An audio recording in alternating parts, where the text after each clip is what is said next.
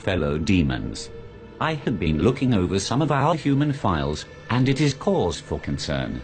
We may have underestimated God and his creations. There are billions of humans now, and we have still managed to keep the majority in sin. There are too many humans. 50% of human reproduction is a result of teenage pregnancies, fornication and adultery. I think that would make us responsible for the high population.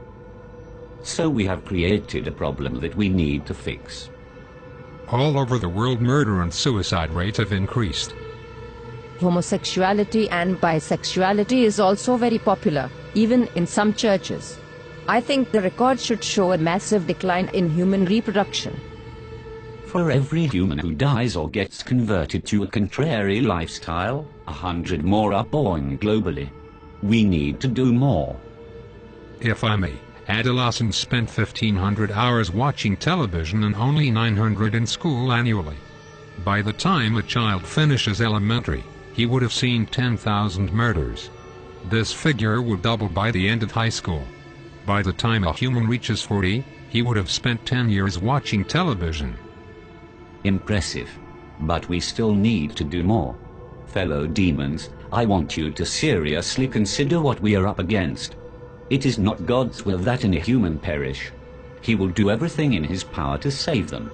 It is our duty to make sure they perish. Am I making myself clear? We have been targeting Christians and have destroyed the desire of many for God's word and prayer. Many do not fast, or even witness to those who are perishing in the act of sin. We have nullified the effects of many churches on the community. The reports of people getting saved has been reduced by 64%. I think we are doing a good job. Do you sleep?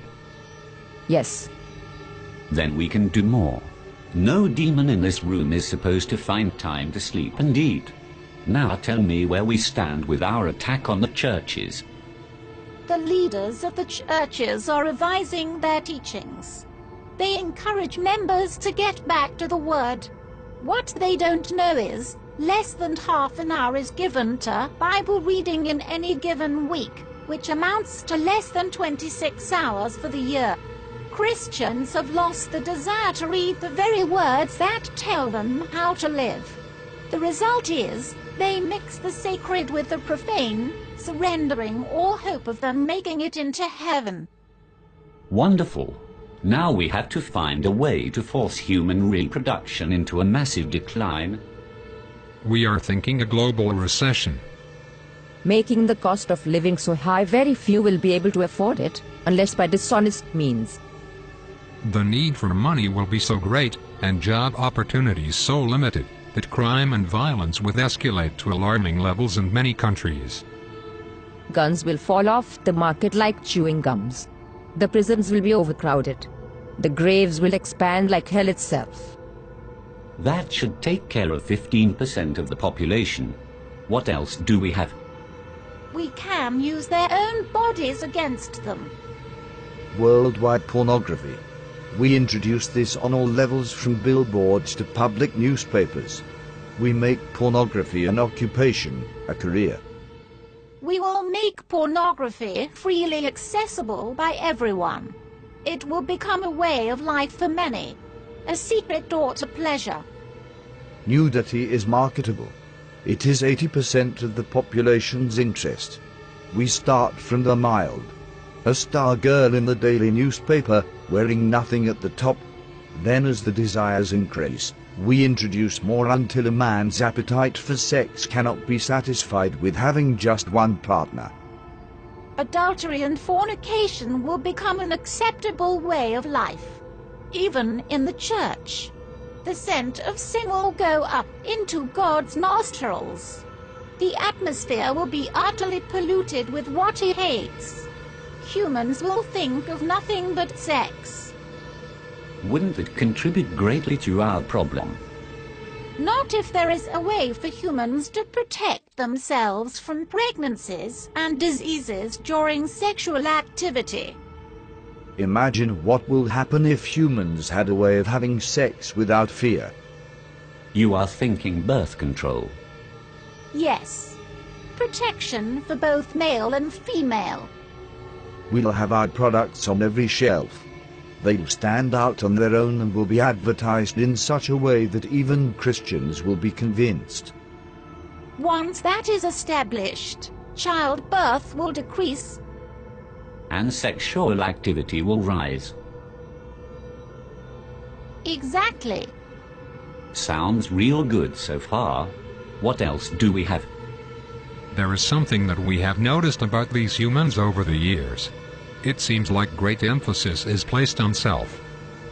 They seem to have forgotten that self-denial is a prerequisite to a Christ-centered life. The self, it seems, have taken top priority. I expected as much. We think it would be good if we applied even greater pressure in this area. Spice up this world a bit. Make material things a lot more attractive to the human eye. This will increase their desire for gain and decrease their passion for God. Men shall be lovers of pleasures rather than lovers of God. Humans have always preferred instant pleasure above spiritual gain. They spend more time on themselves than they do with anything concerning God. Indeed. But all these are outer attacks. It is their minds that we need to control. That is where I come in. I will tell you of our inevitable victory. Within the confines of these walls, there exists a secret chamber. Within that chamber are thousands of demons that have been undergoing extensive training. These demons have read the human manuscripts hundreds of times and have committed the concepts to memory. I refer to them as the New Age seducers. How effective are these seducers? They can convince a man to become a woman. They will convince men to kill themselves for no reason. They will seduce men into having sexual relations with animals. That should turn the stomach of heaven. Precisely. Men will turn on each other within their own groups. The church will be against the church. Politicians against politician. Family against family. The seducers can accomplish this? Without a doubt. Once each group is divided, they'll be unable to stand. There will be some who will only listen to the voice of God. A minority at best. Humans no longer see the need to protect their minds, thanks to our influence through the media. They entertain every thought, every fantasy, and every lust. Many don't know who they are, or whose they are, and that is a great advantage for us. On top of that, there has been a significant decline in prayers and the sincere study of the Holy Scriptures. We have the advantage. Our powers increase as we draw closer to the end. It is time we exact our revenge on God for kicking us out of heaven by sending as many humans to hell as we possibly can. So we go all out this time. I do not want to push God's hand too quickly. I want to savor every moment. I want to watch Jesus beg for these carnal beings till his heart bleeds again. I want him to watch as his children are reduced to godlessness. I want him to watch as his prized creation choose to fornicate and live adulterous lives.